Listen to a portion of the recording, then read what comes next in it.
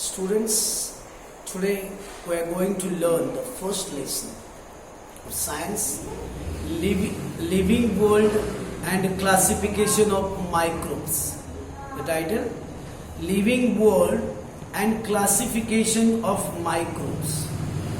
We all know there are so many kinds of plants, animals around us. There are different kind of plants. Some grow so huge, some have leaves, fruits, and other parts.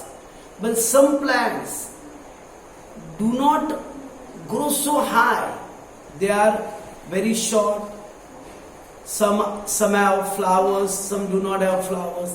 It means there are so many different in the plants. Also you can see the animals.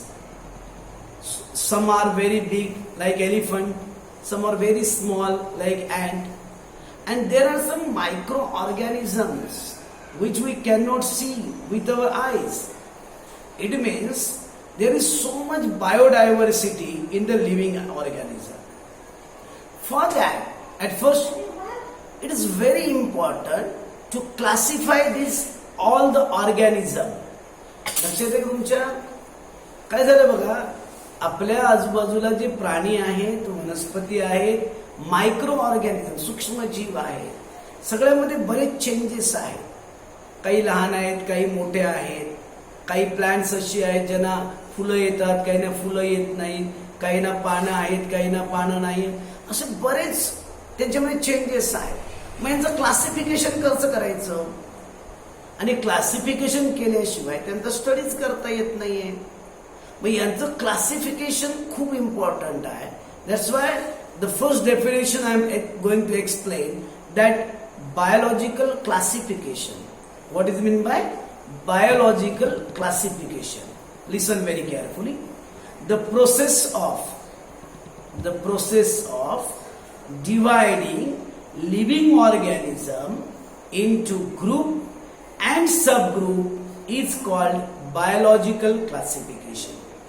काय सांगितलं बघा? Biological classification म्हणजे the process of dividing the living organism into groups and subgroups is called classification, biological classification.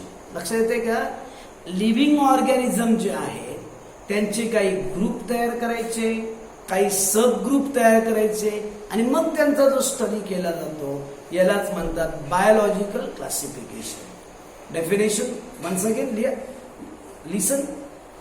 The process of dividing living organism into groups and subgroups is called biological process. Okay? One of the scientists, Whittaker, made this classification and he classified all the plants, animals in subgroups. The first one, living organism, were divided into two parts, prokaryotes and eukaryotes. Whittaker नावाचे जे scientist होते ना, यांनी ऑर्गॅनिझमचा, living ऑर्गॅनिझमचा study करत असताना त्यांचे दोन group तयार केले. एक होता प्रोकोरायटस आणि दुसरा युकोरायटस. प्रोकोरायटस आणि युकोरायटस. प्रोकोरायटसचा हे जे प्रोकोरायटर हा जो ग्रुप होता त्यामध्ये सगळे युनिसेल्युलर होते. युनिसेल्युलर मीन्स एकपेशीय सजीव, जे अतिशय सूक्ष्म असतात, जे आपण डोळ्याने सुद्धा बघू शकत नाही, like amoeba. These are called prokaryotes. आणि प्रोकोरायटसचा एक पार्ट कुठला म्हणतात? युनिसेल्युलर. आणि युनिसेल्युलर मध्ये किंगडम होतं. त्या किंगडमचं नाव होतं मोनेरा. मोनेरा हा एक किंगडम. त्यांनी एक लक्षात घ्या, विटाकर यांनी 5 किंगडम्स तयार केले. विटाकर यांनी क्लासिफिकेशन करताना काही किंगडम्स तयार केली. एक होतं मोनेरा, प्रोटिस्टा, फंगाय, प्लॅन्टी आणि Animalia. There are 4 kingdoms. 5 kingdom होते. कोण कोण सांगितलं बघा? Monera, Protista, Fungi, Plantae and Animalia. हे 5 किंगडम त्यांनी तयार केले होते. Okay, sorry, listen once again. Living organisms were classified into 2 groups, prokaryotes and eukaryotes. In prokaryotes, they are only unicellular organism, and in this group only one kingdom is included, which is called Monera, kingdom Monera. And next one, eukaryotes were classified into 2 groups, unicellular and multicellular. Unicellular म्हणजे एकपेशीय आणि multicellular म्हणजे बहुपेशीय. ज्यांच्या bodies मध्ये जास्त cells आहेत ते multicellular. आणि युनिसेल्युलर मध्ये होतं प्रोटिस्टा आणि मल्टीसेल्युलर मध्ये होते फंगाय, प्लांटी आणि ॲनिमेलिया. म्हणजे थोडक्यात लक्षात घ्या, विटाकर यांनी 2 ग्रुप पडले, प्रोकॅरियोट्स आणि युकॅरियोट्स. ओके, प्रोकॅरियोट्स मध्ये फक्त युनिसेल्युलर आणि एकच किंगडम त्यामध्ये होतं, ते म्हणजे Monera. Okay, in eukaryotes there are 2 groups, unicellular and multicellular. In unicellular Protista is included and in multicellular 3 kingdoms are included, Fungi, Plantae and Animalia. बघा पुन्हा एकदा मी तो चार्ट वाचतोय का. Living organisms in 2 groups, prokaryotes and eukaryotes. Prokaryotes unicellular and unicellular means Monera kingdom. And eukaryotes, there are 2 groups, unicellular and multicellular. In unicellular there is protista and in multicellular fungi, plantae and animalia. At first I am going to explain you some characteristics of the class of the group kingdom Monera.